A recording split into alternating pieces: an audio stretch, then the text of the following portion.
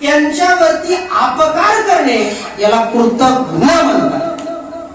पण ज्यांनी आमच्यावरती उपकार केले त्याविषयी महाराज त्यांचा आदर स्वीकारणं, त्यांची सेवा करणं, शब्दाचा अर्थ कृतज्ञ. या अभंगामध्ये संतांविषयी असलेली आपल्या अंतःकरणातली कृतज्ञता व्यक्त करतात.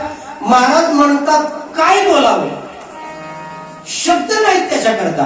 काय सांगू, काय सांगावं आपण? कारण खरं तर संतांचा महिमा शाब्दिकाचे काम नाही.